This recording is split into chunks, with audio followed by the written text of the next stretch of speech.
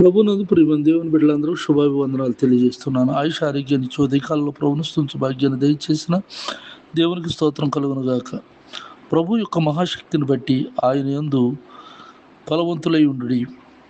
ఎఫెసీయులకు రాసిన పత్రిక 6వ అధ్యాయము 10వ వచనం. ప్రార్థన. తండ్రి, ఈ ప్రార్థనలు ఏకీపిస్తున్న నీ బిడ్డలందరినీ దీవించి ఆశీర్వదించండి నాయన.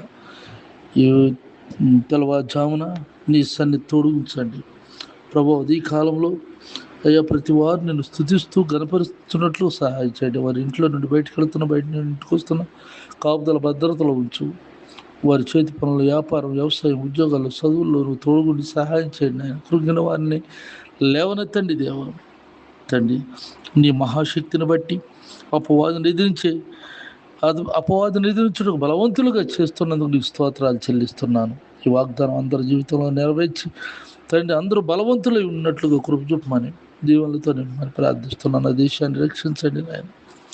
వివాహాలు కావాల్సిన బిడ్డలకు మంచి సంబంధాలను సమకూర్చండి నాయన. తండ్రి, సంతానం లేని వారికి సంతానం దయచేయండి. గర్భిణీ స్త్రీలకు సుఖప్రసవం దయచేయండి.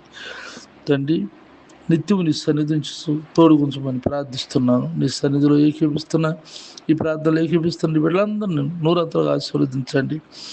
దీవెనలతో నిమ్మని యేసుక్రీస్తు పరిశుద్ధ నామములో ప్రతి ఆటంకాలను కొట్టివేసి ఈ బిడ్డలు ఇంట్లో నుండి బయటకు వెళ్తున్న, బయట నుండి ఇంటికి వస్తున్న కాపుదల భద్రతలు ఉంచి వారు చేస్తున్న వ్యాపారం, వ్యవసాయ, ఉద్యోగాలు, చదువుల్లో తోడుగుండి సహాయం చేస్తూ నీ దీవెనలతో నింపండి. నా తోటి సేవకులైన వారు ఆయా స్థలాల్లో చేస్తున్న పరిచర్యలను కూడా దీవించమని యేసుక్రీస్తు పరిశుద్ధ నామములో ప్రార్థిస్తున్నాను తండ్రి. ఆమేన్. తండ్రి దేవుని దయ, ప్రభువు యేసుక్రీస్తు వారి కృప, పరిశుద్ధాత్మకు సన్నిధి నిత్యం తోడేయండి గాక. ఆమేన్. ఆమేన్.